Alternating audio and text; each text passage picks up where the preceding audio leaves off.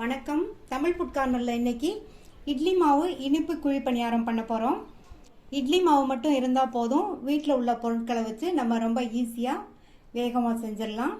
வாங்க எப்படி பண்ணுறதுன்னு பார்க்கலாம். இந்த பணியார மாவில் சேர்க்கறதுக்கு தேங்காய் துருவலை நம்ம நெய்யில் வதக்கி சேர்த்துக்கலாம்.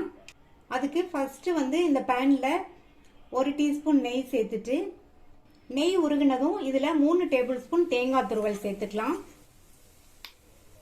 இந்த நெய்லேயே இந்த தேங்காய் துருவலை நல்லா வதக்கிக்கலாம்.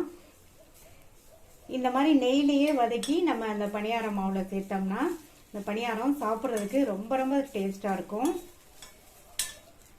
நெய்லேயே வதங்கி நல்ல வாசனை வந்துருச்சு. இதை தனியாக எடுத்து வச்சிடலாம். இப்போ பணியார மாவை ரெடி பண்ணிடலாம்.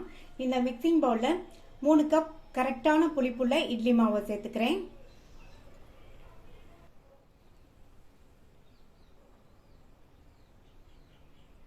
அது கூட 1 டேபிள் ஸ்பூன் கோதுமை மாவு, 2 டேபிள் ஸ்பூன் அரிசி மாவு, காய்ச்சி வடிகட்டின வெள்ளைக்கரைசலை இதில் 3/4 கப் சேர்த்துக்கலாம். நான் ஆல்ரெடி காய்ச்சி வடிகட்டி ஃப்ரிட்ஜில் வச்சுருந்தேன்.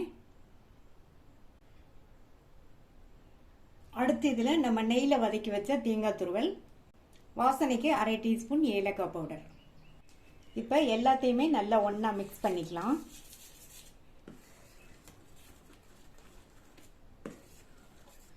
உங்கள்கிட்ட வெள்ளைக்கரைசல் இல்லைன்னா 3/4 கப் வெள்ளத்தை 1/4 கப் தண்ணி விட்டு நல்லா கரைச்சி வடிகட்டி அதுக்கப்புறமா இந்த மாவில் சேர்த்துக்கங்க. நல்லா கட்டி இல்லாமல் கரைச்சிக்கலாம். நல்லா கலந்தாச்சு. மாவு கொஞ்சம் தண்ணியாக இருக்குது. இதில் இன்னும் 1 டேபிள் ஸ்பூன் மட்டும் மாவு சேர்த்தோம்னா கரெக்டாக இருக்கும். இப்போ இதில் 1 டேபிள் ஸ்பூன் மட்டும் அரிசி மாவு சேர்க்குறேன். சேர்த்துட்டு நல்லா மறுபடியும் கலந்துடலாம். மாவு சேர்த்து நல்லா கலந்து விட்டாச்சு. மாவு இந்த கன்சிஸ்டன்சியில் இருக்குது. இது பணியாரம் ஊற்றுறதுக்கு கரெக்டாக இருக்கும். இந்த கன்சிஸ்டன்சி வர மாதிரி நீங்கள் மாவை கரைச்சிக்கங்க. ஸ்டவ்வில் பணியாரக்கல் போட்டிருக்கேன். ஒவ்வொரு குழிலையும் கொஞ்சம் கொஞ்சமாக நெய் சேர்த்துக்கலாம். இந்த மாதிரி நெய் சேர்த்து பண்ணோம்னா நல்லா வாசனையாகவும் டேஸ்டாகவும் இருக்கும். இதுக்கு பதில் நீங்கள் கொஞ்சமாக எண்ணெய் சேர்க்குறதுனாலும் சேர்த்துக்கங்க. இப்போ நம்ம சேர்த்த நெய்யெல்லாம் உருகிருச்சு. ஒவ்வொரு குழிலையும் நம்ம ரெடி பண்ணி வச்ச மாவை ஊற்றிக்கலாம். ஃபுல்லாக ஊற்றிடாமல் கொஞ்சம் குறைச்சே ஊற்றிக்கங்க.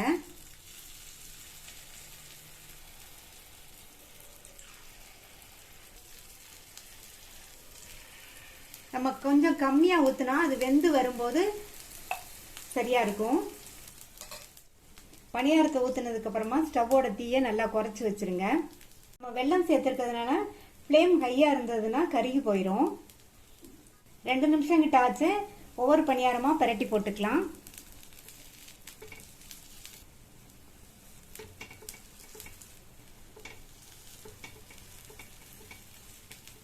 எல்லா பணியாரத்தையும் பரட்டி போட்டதுக்கப்புறமா அந்த சைடும் வெந்து வர்றதுக்கு 2 நிமிஷம் ஆகும். ஸ்டவ் எப்பவும் போல் சிம்லேயே இருக்கட்டும். அந்த சைடும் பணியாரம் வெந்துருச்சு, எடுத்துடலாம். நல்லா நெய் மணத்தோட சாஃப்டான ரொம்ப ஈஸியாக உடனடியாக பண்ணக்கூடிய இட்லி மாவு இனிப்பு குழி பணியாரம் ரெடி ஆயிடுச்சு. மீதி உள்ள மாவையும் இதே மாதிரி ஊற்றி எடுத்துடலாம். இதை பிரேக்ஃபாஸ்டாகவும் ஈவினிங் டைம் ஸ்நாக்காகவும் சாப்பிட்டுக்கலாம். இது நல்லா சாஃப்டாகவும் சாப்பிட்றதுக்கு ரொம்ப ரொம்ப டேஸ்டாகவும் இருக்கும். நீங்களும் இதை ட்ரை பண்ணி பார்த்துட்டு உங்கள் கமெண்ட்ஸை சொல்லுங்கள். தேங்க்யூ.